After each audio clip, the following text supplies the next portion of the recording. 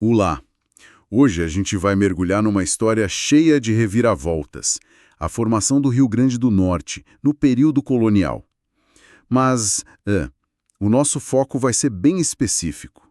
Os donos originais da terra, as populações indígenas. As nossas fontes são um material bem interessante, guias, resumos de estudo, sabe? Que dão uma visão bem panorâmica e organizada. E a nossa missão aqui é desvendar a relação, que não foi nada simples, entre os colonizadores europeus e os diferentes grupos indígenas. E eu já adianto, esquece aquela ideia de uma conquista linear, de uma via única. O que a gente tem é um verdadeiro tabuleiro de xadrez, com alianças, com guerras, com negociações muito, muito complexas. É um ótimo ponto de partida. Porque, para entender essa história, as fontes já nos mostram de cara que a gente precisa olhar o mapa e ver duas realidades completamente distintas. Uma coisa era a dinâmica ali no litoral, que era dominada pelos Potiguara, um povo do tronco tupi. Outra coisa bem diferente era o sertão, um território imenso com vários povos que os portugueses, assim, por conveniência, chamaram de tapuia. E o que a gente vai ver não é só a história da conquista, mas principalmente as estratégias que esses povos criaram para resistir, para negociar e, no fim, para sobreviver. Certo. Então vamos começar pelo litoral. Uma coisa que me chamou a atenção é que a colonização mesmo, a ocupação efetiva do Rio Grande do Norte foi tardia, né? Só no finalzinho do século XVI, ali por 1597. Por que essa demora toda? O que a coroa portuguesa queria ali, afinal de contas? Olha, a motivação principal não era ouro, não era prata, como em outras partes da colônia. A urgência era, na verdade, geopolítica. Os portugueses precisavam e precisavam muito expulsar os franceses. Eles já tinham uma presença constante na costa há décadas. E o mais importante, os franceses não eram vistos como invasores pelos potiguara. Ah, então não era um território virgem esperando portugueses. De jeito nenhum. Já existia uma dinâmica internacional rolando ali. Os franceses tinham uma relação comercial super sólida com os potiguara, baseada na troca de produtos da Europa por pau-brasil. Havia uma aliança ali. Entendi. E como é que os portugueses fizeram para quebrar essa aliança franco-potiguara? Chegaram, tipo, atirando para todo lado? A estratégia foi mista. A parte militar, claro, foi a construção da Fortaleza dos Reis Magos, bem na boca do rio Potengi, um ponto super estratégico. A fortaleza ficava na margem sul, enquanto a resistência potiguara, com apoio dos franceses, se concentrava na margem norte. Mas a força bruta sozinha não estava resolvendo. O grande ponto de virada que as fontes destacam bem foi a diplomacia. E aí entra uma figura que é fundamental, Jerônimo de Albuquerque. Jerônimo de Albuquerque. Quem era ele? Um diplomata que veio de Portugal. Não, e é isso que faz toda a diferença. Ele era um luso-brasileiro, nascido aqui na colônia, ele entendia as duas culturas, ele era o que a gente hoje talvez chamasse de um mediador cultural. E a chave para a influência dele era muito pessoal. Ele era casado com a filha de um dos principais caciques potiguara. Nossa, isso deu a ele um acesso, uma legitimidade que nenhum português recém-chegado teria, né? Exatamente, ele usou essa conexão pessoal para negociar. E no que deu essa negociação? Deu no que ficou conhecido como a Paz de 1599. E aqui a gente tem que ter muito cuidado com as palavras. Não foi uma rendição, sabe? Não foi uma derrota militar total dos potiguara. Foi um acordo político, um tratado. Peraí. Isso muda completamente a perspectiva. A gente tende a pensar na colonização como uma imposição total. Mas você está dizendo que os potiguara negociaram os termos e, de certa forma, se tornaram parceiros dos portugueses. Exatamente isso. Em troca de parar com as hostilidades e aceitar a presença portuguesa, os potiguara não só garantiram a sobrevivência deles, como também se reposicionaram no cenário político local. Eles se tornaram os principais aliados militares dos portugueses na capitania. E aliados contra quem? Contra os inimigos históricos deles e os novos inimigos dos portugueses, os outros grupos indígenas que viviam no interior. Eles foram de inimigos a parceiros estratégicos. É uma reviravolta e tanto. Uma reviravolta impressionante. E essa aliança nos leva naturalmente para o interior. Se os potiguaras se aliaram aos portugueses contra os povos do sertão, quem eram esses povos? É aí que entra esse termo, tapuia, certo? Isso. E é fundamental entender o que essa palavra significa. Ou melhor, o que ela não significa. Tapuia não é o nome de uma nação ou de uma tribo específica. É um termo que vem da língua tupi e significa algo como o outro, o inimigo, aquele que não fala a nossa língua. Os portugueses ouviram esse termo dos seus novos aliados tupi e adotaram para classificar de forma bem genérica e preconceituosa todos os povos do sertão que não eram tupi. Em geral, eles pertenciam ao tronco linguístico macro-G. É impressionante o poder de um nome, né? Um rótulo criado pelo inimigo que acaba virando a designação oficial na história. E que grupos eram esses que as fontes citam? As fontes citam vários, como os Janduí, os Paiacus, os Canindé, os Tarairiú, os Cariri. Eram muitos povos diferentes, cada um com sua cultura, com sua língua, mas que foram todos colocados nesse mesmo balaio de tapuia, geralmente com a ideia de bárbaros, selvagens. E bem no meio dessa tensão toda entre colonos, potiguara e os povos tapuia, a história ganha um novo jogador: os holandeses. Eles invadem o Nordeste a partir de 1630. Imagino que isso tenha bagunçado o tabuleiro de vez. Virou o tabuleiro de cabeça para baixo. Os holandeses, inimigos dos portugueses, buscaram seus próprios aliados locais. E quem eles encontraram? Justamente os povos do sertão que estavam sendo pressionados pelos portugueses e pelos potiguara. Os holandeses formaram uma aliança poderosa com os tapuia, principalmente com os janduí. De repente, o sertão tinha um aliado europeu com armas de fogo, com recursos. É uma teia de alianças que não para de mudar. E esses holandeses, eles deixaram registros sobre seus aliados tapuia. A gente sabe mais sobre eles por causa desse período. Muito mais. Os holandeses, com aquele interesse comercial e científico deles, trouxeram artistas, cronistas, que documentaram tudo. É graças a eles que a gente tem muitas descrições sobre a cultura tapuia, seus costumes, sua organização social. E um ponto que sempre aparece nesses relatos é a prática da antropofagia. Certo, um tema bem polêmico. Mas as fontes fazem uma distinção importante aqui, não fazem? Entre antropofagia e canibalismo? Uma distinção crucial. Não se tratava de comer carne humana por fome, que seria canibalismo. O que os relatos descrevem é um ritual complexo, com um significado simbólico muito profundo. Era praticado contra inimigos valentes, e a ideia era absorver qualidades como a coragem, a força daquele guerreiro, ou então realizar um ato de vingança ritualística. Não era um hábito alimentar. Entendi, mas essa descrição, mesmo que ritualística, de um povo que come gente, caía como uma luva para a propaganda portuguesa, imagino. Isso se conecta diretamente com o conceito jurídico e teológico da época, a chamada Guerra Justa. Era uma doutrina que permitia aos colonizadores, com a bênção da igreja, escravizar legalmente os povos indígenas que se recusassem a se converter ao cristianismo ou principalmente que se aliassem a inimigos da coroa, como os franceses e depois os holandeses. Parece conveniente demais, né? Os cronistas europeus descrevem a prática e, ao mesmo tempo, os juristas criam uma lei que legitima a violência contra quem resiste. Uma coisa parece alimentar a outra perfeitamente. Era justificativa ideológica para a expansão. Rotular o inimigo como bárbaro e caníbal tornava a violência contra ele não apenas aceitável, mas justa, até necessária aos olhos da coroa.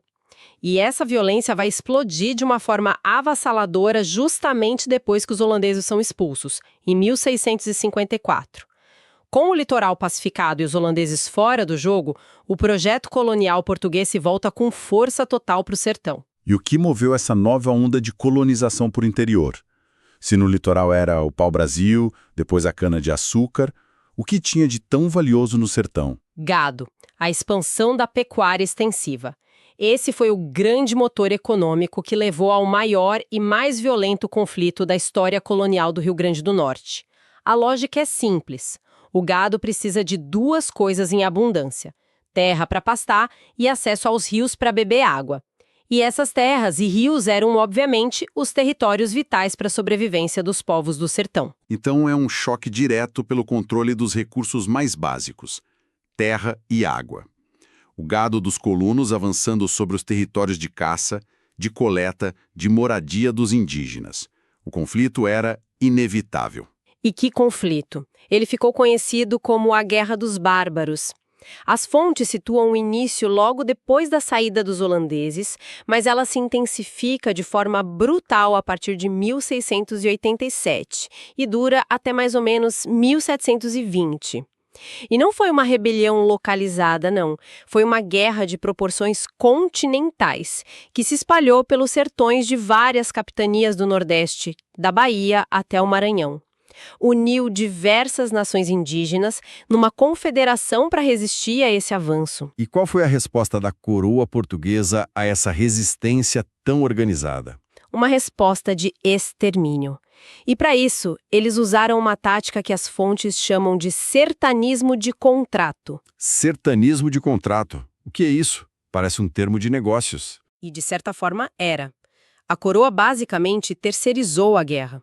Ela contratava expedições de bangueirantes de São Paulo, que eram considerados os maiores especialistas da colônia em caçar e destruir aldeias indígenas. Eram mercenários, contratados com a missão explícita de aniquilar a resistência. O nome mais famoso associado a isso é o de Domingos Jorge Velho, o mesmo que destruiu o Quilombo dos Palmares. Ele foi contratado para fazer no sertão nordestino o que ele fazia de melhor, uma guerra de terra arrasada. É uma parte bem sombria da nossa história. Contratar uma tropa de elite para uma guerra de aniquilação. E qual foi o resultado final dessa guerra para os povos do sertão? Foi devastador. As fontes apontam para um extermínio em massa, a fuga de milhares de sobreviventes para áreas ainda mais remotas e uma desestruturação completa das sociedades deles. E, além disso, um processo intenso de miscigenação, muitas vezes forçada. Não foi um apagamento completo, mas foi a destruição violenta do modo de vida desses povos. Mas foi só guerra e extermínio? Ou, diante de uma força tão brutal, alguns grupos buscaram outras saídas? Sim, e esse é um ponto fundamental. A resistência não foi só com arco e flecha. A negociação política continuou a ser uma ferramenta de sobrevivência. Diante da possibilidade real de aniquilação total, alguns líderes indígenas perceberam que era preciso buscar acordos. E existe algum registro de um acordo desses? Existe um caso muito bem documentado que é o Acordo de Paz dos Ariu Pequenos, em 1697. O líder deles, chamado de Rei Peca pelos portugueses, negociou diretamente com as autoridades coloniais. E os termos são fascinantes. Os Ariu aceitavam se tornar vassalos leais do rei de Portugal. Em troca, a coroa garantia que eles não seriam escravizados e que teriam a posse de suas terras. É uma escolha incrivelmente difícil. Virar vassalo em troca de terra e da própria liberdade. É se submeter para não desaparecer. Uma estratégia de sobrevivência, no fim das contas. Exatamente, era trocar uma liberdade autônoma, que já não era mais possível manter, por uma liberdade condicionada, mas que garantia a continuidade do seu povo. Uma demonstração de pragmatismo político em meio a uma situação desesperadora. Ok. Então, depois dessa guerra terrível e desses acordos de paz, a coroa precisava organizar e controlar essas populações que tinham sido pacificadas. Como eles fizeram isso? A solução foi a criação dos aldeamentos missionários. Eram vilas controladas por ordens religiosas, como jesuítas, capuchinhos, carmelitas. A função era dupla. Primeiro, catequizar, converter os indígenas ao cristianismo. Segundo, e talvez mais importante para o Estado, transformá-los em mão de obra disciplinada, disponível para trabalhar para os colonos ou para atuar na defesa das fronteiras. Entendi. Eram centros de controle religioso, social e econômico. As fontes citam quais foram os principais aldeamentos no Rio Grande do Norte. Depois surgiram outras, como em Apodi e Mipibo.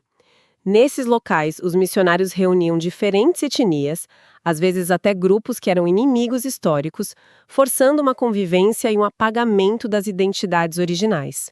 E esse modelo de aldeias administradas por padres durou muito tempo. Durou até a segunda metade do século XVIII, quando todo o Império Português passou por uma reforma administrativa gigantesca, comandado pelo famoso Marquês de Pombal. E uma das principais políticas dele foi o Diretório dos Índios, de 1757. O objetivo de Pombal era claro, ele queria fortalecer o poder do Estado e diminuir o da Igreja. Ele via as ordens religiosas, especialmente os jesuítas, como um poder paralelo. Então ele expulsou os jesuítas e determinou que a administração dos indígenas passaria a ser feita por diretores civis nomeados pelo governo. A ideia era integrar o indígena diretamente como um súdito da coroa, não mais como um tutelado da igreja. E, para marcar essa mudança, os antigos aldeamentos foram elevados à categoria de vilas. Então a missão de Guajiru virou oficialmente a Vila de Extremos e Guaraíras virou a Vila de Ares. Precisamente. Foi uma mudança de status jurídico que, na prática, colocava aquelas populações e suas terras sob o controle direto do Estado português. E as fontes trazem um detalhe sobre essa política que é, no mínimo, surpreendente. A legislação pombalina, em teoria, permitia que os indígenas participassem da administração dessas novas vilas. Isso acontecia na prática? Sim, e a gente tem um exemplo concreto e impressionante disso. Os registros mostram que em 1761, na recém-criada Vila de Ares, um indígena chamado Francisco Xavier da Silva foi eleito para o cargo de juiz ordinário, um dos postos mais importantes da administração local. Nossa, um juiz indígena em 1761? Isso é muito contraintuitivo. Eu jamais imaginaria uma coisa dessas. Mas qual era a pegadinha? Essa cidadania toda vinha com um preço, imagino eu. Com certeza, essa política de integração era, na verdade, uma política de assimilação forçada. Ao mesmo tempo em que se oferecia a possibilidade de participação cívica, o objetivo final era apagar as identidades culturais. O Diretório dos Índios proibia o uso das línguas nativas, obrigava o uso da língua portuguesa, incentivava a adoção de nomes e sobrenomes portugueses. A meta era transformar o índio num súdito produtivo, leal e culturalmente indistinguível de um colono pobre. Foi a cartada final do projeto colonial. Que jornada. Recapitulando então. A gente saiu de um litoral onde os potiguara, depois de uma aliança com os franceses, fazem um acordo político e se tornam parceiros militares dos portugueses, e mergulhamos num sertão habitado por dezenas de povos tapuia, que primeiro se aliam aos holandeses e depois travam uma guerra de décadas contra o avanço da pecuária. E vimos como a resposta indígena a tudo isso foi extremamente variada. Houve a guerra total, claro, mas também houve alianças que mudavam conforme o inimigo e negociações políticas complexas para garantir a sobrevivência. E, por fim, a gente viu como o projeto português culminou nessa política de assimilação do período pombalino, que transformou aldeias em vilas e ofereceu uma cidadania que tinha como objetivo final o desaparecimento cultural. E isso nos deixa com uma reflexão final, que emerge diretamente das fontes. Elas mostram muito claramente como essas missões foram convertidas em vilas como Estremoz e Ares, com indígenas ocupando cargos públicos. Isso nos faz pensar, ao olharmos para essas e outras cidades do Rio Grande do Norte hoje, até que ponto os vestígios desse passado indígena desapareceram completamente? Será que as línguas, as estruturas políticas, a organização do território foram totalmente apagadas? Ou será que elas persistem, talvez de forma oculta, na cultura local, nos nomes de algumas famílias, em certas tradições, ou até mesmo no traçado das ruas daquelas antigas vilas?